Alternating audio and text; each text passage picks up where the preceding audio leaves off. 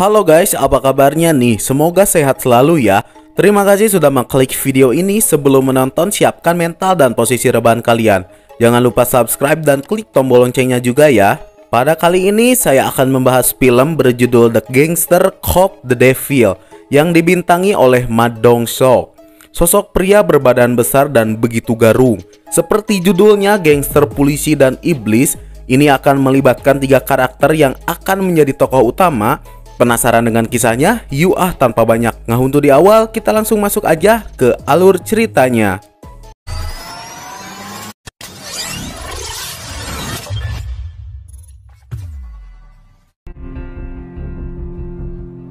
Cerita dimulai dengan memperlihatkan seorang pria yang nampaknya sedang mengintai seseorang di perkotaan. Ya, dia adalah si iblis, salah satu pemeran penting yang akan berpengaruh ke depannya. Dia membuntuti pengendara lain lalu menabraknya. Saat korbannya keluar dari mobil untuk memotret plat nomornya, kemudian si iblis menikamnya dengan pisau lalu meninggalkannya dengan tanpa ada rasa bersalah sedikit pun. Scenes beralih kepada seorang pria bernama Jung Tae-suk. Dia salah satu tokoh utama kita yang akan berperan sebagai polisi. Polisi tersebut sedang melakukan penggeledahan ke sebuah tempat perjudian seorang gangster.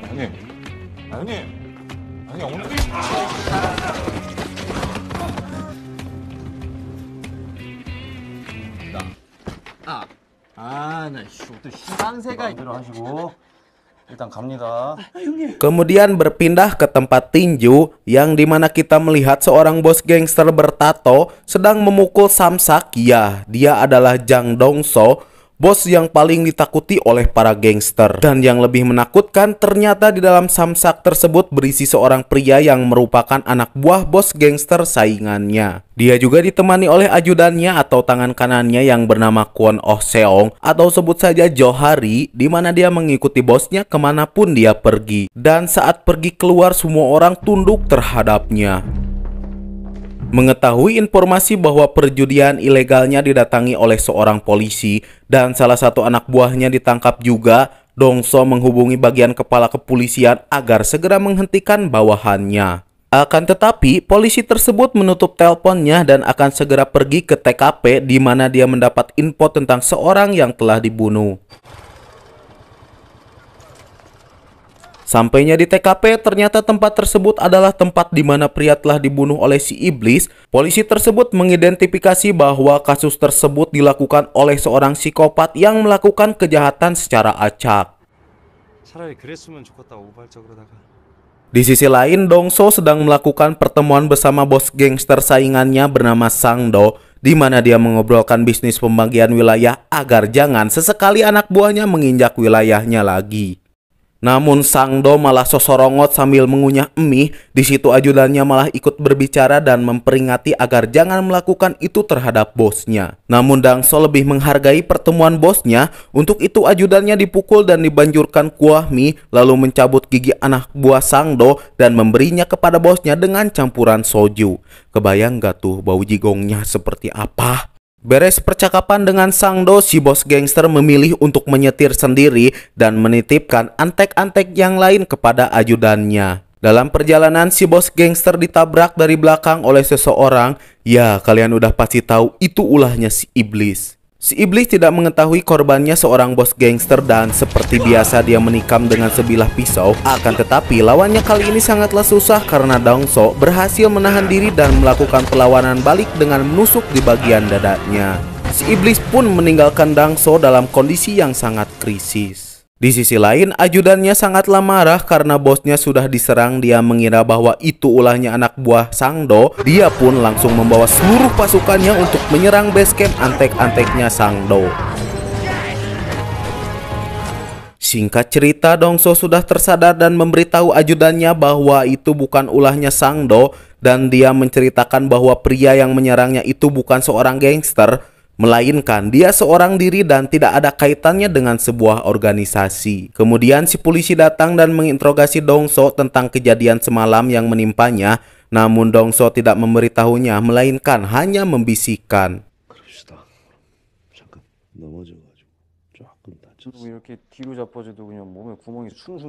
Lalu si polisi pergi dari tempat tersebut dan sempat melihat mobil milik Dongso. Ada sebuah bekas tabrakan di belakang mobilnya. Ia pun memotretnya dan langsung mengira kejadian yang ditimpa Dongso sama persis dengan kasus pembunuhan sebelumnya. Malam harinya Dongso didatangi oleh Sangdo berniat menjenguknya.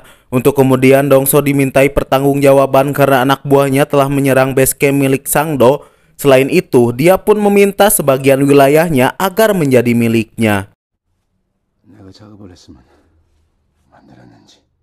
Di sisi lain, si polisi menemui atasannya untuk meminta agar dirinya ditugaskan untuk menyelesaikan kasus pembunuhan berantai, dan dia juga memberitahu bahwa kasus tersebut pernah ada orang yang selamat, yaitu Dongso. Namun si atasan tidak mempercayai dan justru dia menyuruh si polisi agar segera menyelesaikan kasus yang lain. 걔네들은 애들 풀어가지고 몇 바퀴 돌리면 사람 사는 거 일도 아니야. 나가. Di malam hari terlihat ada sebuah truk yang di dalamnya ada si iblis yang kemudian dia mengambil sebuah minuman lalu melihat ada seorang yang berjalan dan seperti biasa dia menikam korbannya dengan sebuah pisau. Dan secara bersamaan juga Dongso menyuruh pelukis untuk menggambar sketsa wajah si iblis. Setelah itu si iblis pergi dan lalu dia menikam orang yang terbangun di truk, kemudian dia tidak sengaja menjatuhkan pisaunya.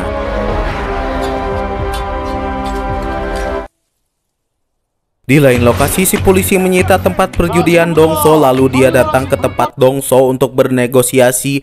Jikalau Dongso memberitahu tentang orang yang telah menyerangnya, dia tidak akan menutup perjudian miliknya. Dan bila mana dia tidak memberitahu, maka terpaksa dia harus menutupnya. Dongso lebih memilih untuk menutup mulut saja. Beberapa saat setelah itu, ajudannya mencari tempat perjudian baru untuk Dongso karena tempat sebelumnya telah disita. Kemudian si ajudan memberi informasi kepada bosnya bahwa dia telah menemukan pisau yang kemungkinan itu milik si iblis. Dan memang benar, si bos langsung teringat itu adalah pisau si iblis dan Dongso menitipkan pisau itu kepada si ajudan. Keesokan paginya Dongso menelpon si polisi untuk memberi informasi tentang si iblis. Dan setelah sampai rumah, Dongso memberikan kunci mobil yang dipakai oleh si iblis. Lalu mereka berdua membuat kesepakatan untuk bekerja sama. Jikalau si polisi menangkap si penjahat, maka dia akan memenjarakannya. Dan jikalau Dongso menemukan terlebih dahulu, maka Dongso akan membunuhnya. Tapi di sisi lain si polisi tidak sepakat, tetapi Dongso lebih pintar, dia sudah merekam semuanya. Walaupun rekaman yang dibuat itu dirusak oleh si polisi, tapi dia masih mempunyai rekaman CCTV.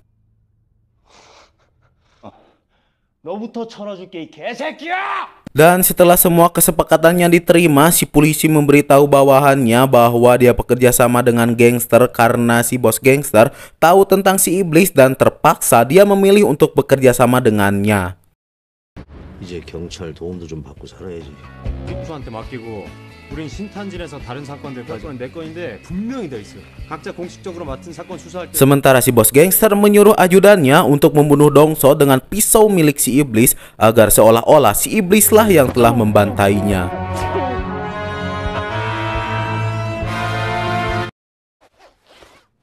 Besoknya, semua polisi datang ke TKP untuk memeriksa tentang siapa pelaku yang sekarang. Dan si kepala polisi mencaci maki semua anak buahnya karena mereka tidak bisa memecahkan kasus tersebut. Lalu teman si polisi bernama Cak Sojin menelpon bahwa dia telah menemukan sebilah pisau di TKP. Dan seketika itu juga si polisi langsung teringat bahwa pisaunya terakhir ditemukan oleh bos gangster Dongso. Polisi tersebut langsung datang ke rumah Dongso lalu menghajarnya, tapi Dongso mampu menahannya karena dia lebih kuat. Si polisi menanyakan tentang perbuatannya terhadap Sangdo dan Dongso pun mengakui bahwa dialah yang telah menyuruh ajudannya membunuh Sangdo. Dongso berkata itu semua tidak akan mengubah rencana dan tetap tujuan utamanya menangkap si iblis bersama. Singkat cerita, malam pun tiba. Dongso mengunjungi upacara pemakaman Sangdo saingannya, di mana saat itu Dongso sedang duduk makan lalu muncul si iblis juga yang melihat si bos gangster untuk kemudian memberitahu orang kedua di bawah komando Sangdo bahwa Dongso lah yang sebenarnya membunuh Sangdo dengan pisau si pembunuh. Di sisi lain, si iblis masih tetap melakukan hal yang sama untuk membunuh korbannya dengan cara menabrak mobil korbannya, entah apa tujuannya kalau dilihat dia sudah tidak waras. Ketika si polisi dan Dongso memeriksa mobil si iblis untuk mencari bukti yang kuat, saat itu muncullah pasukan Sangdo di bawah komando tangan kanan Sangdo. Mereka semua menyerang Dongso dan polisi dengan sangatlah brutal. Tidak lengah, Dongso pun ternyata lebih kuat dibanding gangster lainnya. Ia pun bekerja sama dengan polisi untuk melawan balik pasukan musuh.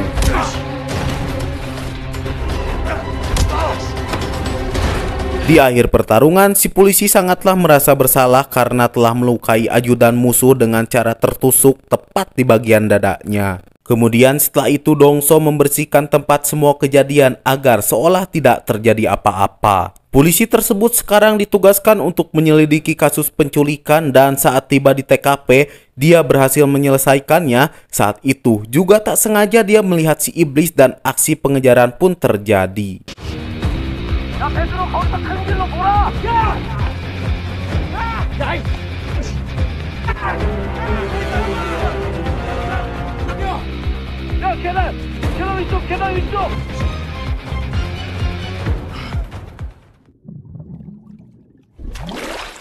Singkat cerita, Cak Sojin atau sebagai orang dalam penyelidikan menemukan sebuah sidik jari di TKP kejadian. Lalu si polisi datang ke kediamannya untuk mencari informasi dan ternyata dia sudah 3 bulan tidak tinggal diam di sana. Namun saat itu polisi menemukan sebuah foto yang dimana dia menyamakan foto tersebut dengan sketsa yang dibuat oleh si bos gangster. Alhasil foto tersebut sama persis dengannya. Kemudian setelah itu si polisi memberitahu Dongso bahwa dia telah menemukan semua info tentang si iblis dan saat itu juga mereka berdua mengerahkan seluruh pasukannya untuk menemukan si iblis.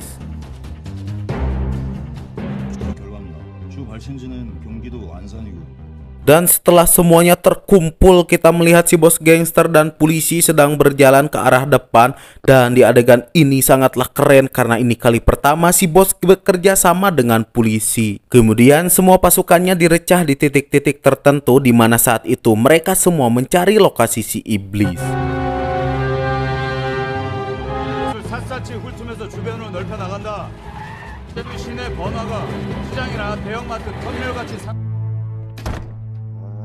Ketika itu si bos gangster sedang berada di luar dan lalu melihat ada seorang gadis SMA yang akan pergi pulang ke rumahnya. Dia melihat gadis itu kehujanan lalu memberinya sebuah payung dan saat masuk ke sebuah bis, kalian akan terkejut karena di dalam bus tersebut ada si iblis yang duduk di belakang. Tidak lama setelah itu di malam hari Dongso bersama polisi dan anak buahnya makan bersama. Kemudian beberapa menit kemudian ada sebuah berita yang menginfokan tentang pembunuhan. Si bos gangster pun melihat di sebuah televisi bahwa ada sebuah payung miliknya yang diberikan kepada sebuah gadis SMA dan bisa disimpulkan bahwa korban saat ini yaitu gadis SMA yang ditolongnya tadi. Mereka semua pun saat itu langsung bergegas pergi untuk mencari lokasi si iblis dan pada akhirnya mereka menemukan tempat persembunyiannya di dalam motel. Lalu si ajudan Dongso dan polisi pun menunggu kehadiran si iblis di sebuah gang dan tak lama si iblis pun muncul dengan sangat tiis dan tidak takut sedikit pun. Kemudian aksi kejar-kejaran pun terjadi.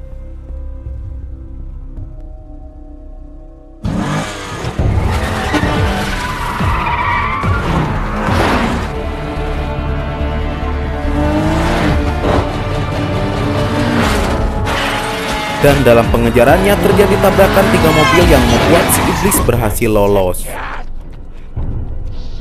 Tapi saat itu si ajudan menemukan si iblis dan terjadi baku hantam yang membuat si ajudan terluka dengan sebilah pisau dan membuatnya menjadi sekarat. Dongso pun menemukan ajudannya sudah dalam keadaan ripuh. Meskipun ajudannya itu kesayangannya, dia pun terus mengejar si iblis terlebih dahulu. Sampai akhirnya Dongso lompat ke tempat hiburan karaoke dengan feeling yang kuat. Dia langsung masuk ke dalam ruangan dan menobrak pintu WC yang lalu langsung membogam si iblis dengan pukulan yang begitu keras. Hakan sia. Kemudian Dongso menggusur si iblis untuk dibawa ke tempat yang sepi yang lalu dia akan diberi sebuah siksaan yang berat. Dongso pun langsung membawa sebuah golok yang lalu ia akan menebas si iblis, tapi saat itu muncullah polisi yang langsung menabrak Dongso untuk menghentikannya. Polisi tersebut langsung membawa si iblis ke kantornya untuk diberi hukuman yang seberat-beratnya. Dengan tertangkapnya si iblis, media pun sangat heboh, namun si iblis dengan santainya duduk sembari makan enak karena dia pikir untuk menangkapnya belum cukup kuat untuk dijebloskan ke penjara. Kemudian si polisi menginterogasi tentang mengapa dia harus melakukan pembunuhan, dan si iblis pun menceritakan alasannya karena dia merasakan sensasi yang beda setelah membunuh. Dulu dia mendapat perlakuan yang kurang baik dari keluarganya sehingga dia menjadi bagong seperti sekarang.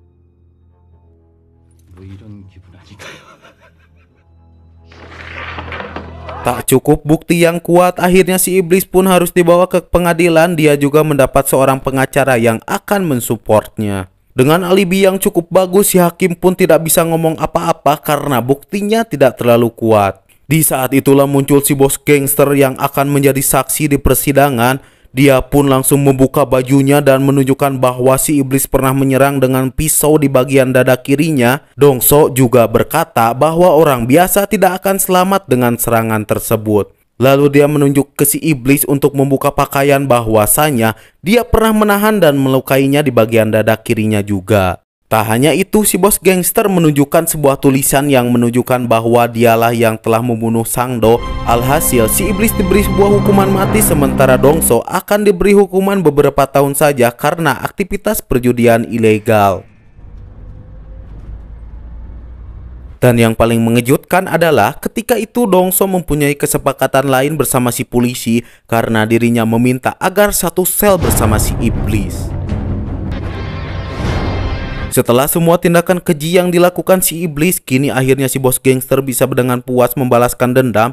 Dengan tali di tangannya, dia pun akan menyiksa si iblis selama di penjara dan akan mendapatkan penderitaan seumur hidupnya. Dan film pun tamat.